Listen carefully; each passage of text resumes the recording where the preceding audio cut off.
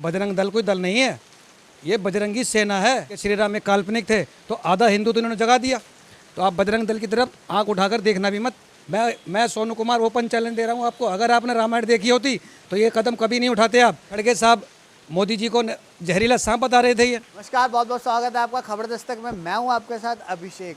जैसे कि आप भी एक अलका लांबा जो कांग्रेस नेत्री हैं, उनका बयान आया हाल ही में कि PFI public front of India और बजरंग दल को, इन दोनों को कंपेयर करा और वहां पर यह बोला गया कि नफरत फैलाई जाती है। वहीं पर इन्होंने जो है अपने घोषणा पत्र भी लाए कर्नाटक चुनाव के अंदर, और कर्नाटक चुनाव में घोषणा पत्र के अंदर ये चीज़ें वहाँ पर साफ तौर पर दिखाई गई और ये बोला गया उन्होंने कि अगर हमारी पार्टी यहाँ पर आती है तो पीएफआई और बजरंग दल, इन दोनों पर बैन लगा दिया जाएगा। इस विषय पर बातचीत करने के लिए हमारे साथ कुछ लोग हैं, उनसे हम बात करेंगे, जानेंगे कि वो क्या प्रतिक्रिया देते हैं इस मामले पर। क्या नाम है सर आपका? मेरा नाम सोनू कुमार है। तो अभी आपने सुना होगा हम किस मुद्दे के बारे में बात कर रहे हैं, तो क्या कुछ कहना चाहोगे? पीएफआई ज़्यादा खराब है देश के लिए या फिर बजरंग दल?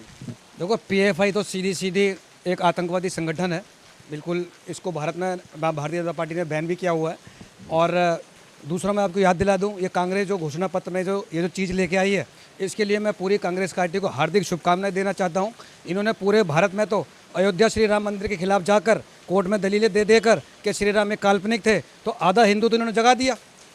शेष जो मेरा 10-20-30% हिंदू बचा हुआ जगने के लिए, तो मैं कांग्रेस पार्टी का धन्यवाद देता रहूँगा कि आप ऐसे ही बयान देते रहिए ताकि बचा कुचा हिंदू भी संपूर्ण रूप से जाग जाए।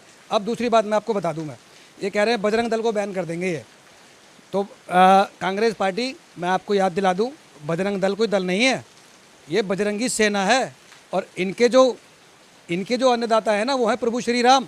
और जो प्रभु श्री राम के शरण में रहता है उसका ना कोई बैन कर पाता, ना कुछ उखाड़ पाता है। अब दूसरी बात और मैं बता दूंगा आपको, पूरे भारत में तो आप बैन का सामना कर ही रहे हो।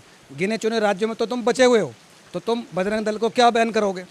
अब मैं आपको एक पृष्ठभूमि और याद दिला दूँ, मैं, अगर इन्होंने गलती से रामायण देखी हो, हिंदू तो है नहीं है, ये नकली हिंदू है ये।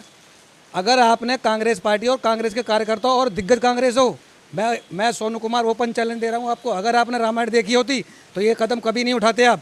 अब मैं आपको एक और बात याद दिला दूँ, रावण ने बजरंग बली जी को बंदर समझकर छोड़ दिया था और उसने पूरी लंका में आग लगा दी थी बजरंग बली जी ने। तो आप बजरंग दल की तरफ आँख उठाकर देखना भी मत। अगर आपने बजरंग दल को बैन करने का सोच तो लिया है, पहली बात तो सरकार में नहीं आ रहे आप, और गलती से अगर खुदा ना खास्ता कोई ऐसी बात हो गई तो आपको पूरे भारत से बैन कर दिया जाएगा और पाकिस्तान के लिए रवाना कर दिया जाएगा। ये बात ध्यान रख लेना मेरे कांग्रेसियों। वहीं पर एक और बयान आया तो उन्होंने ये भी चीज़ें कही है कि जो नरेंद्र मोदी है वो बजरंग दल को बजरंग बली से कंपेयर करते हैं। बिल्कुल करेंगे भैया।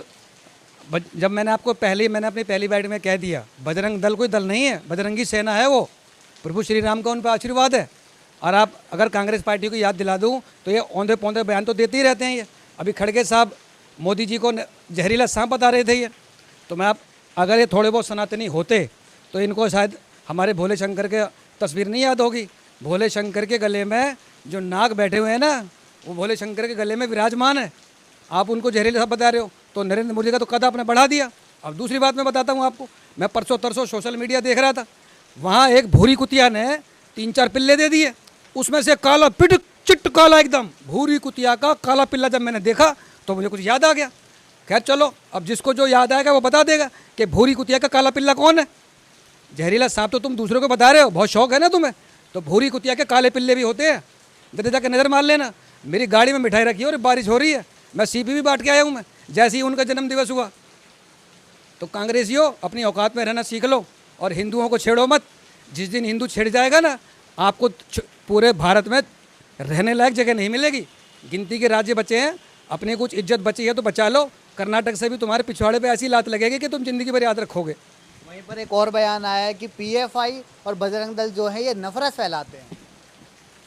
जो नफरत फैलाते हैं वो है पीएफआई। बजरंग दल, मैं ओपन चैलेंज दे रहा हूँ, बजरंग दल एक कोई वाक्य ऐसा बता दे कि जिसमें बजरंग दल के कार्यकर्ताओं के द्वारा कोई नफरती कोई बयान जारी किया हो, कोई नफरत भरी कोई बात की गई हो, कहीं कोई समुदाय को इन्होंने कोई आहत किया हो। इसके ठीक विपरीत पीएफआई क्या करता है? गजवाई हिंद, उसके सीधे उससे लिंक है। पूरे भारत पे तुम इस्लाम का परचम लहराना चाह रहे हो। तो ये तुलना छोड़ दीजिए आप। ओसामा बिन लादेन की तुलना आप अमेरिका से कर रहे हो। कहाँ आतंकवादी और कहाँ पूरे देश हित में काम करने वाला दल है। तो अब आप एक बात और देख लीजिए पूरे भारतवासियों, तेज प्रताप जिसने अभी अभी सत्ता का स्वाद चख रहा है, बागेश्वर बाबा जी से क्या बोल रहा है, बिहार में आना बैन कर दूंगा मैं। अबे बांसुरी तो तेरे पे बजाई नहीं गई थी ढंग से, तूने गले में लगा ली बांसुरी और लगा पे पे पे करने के लिए, हवा निकल गई तेरी सारी। चंद दिनों का मेहमान है, आराम से काट ले अपनी ज़िंदगी।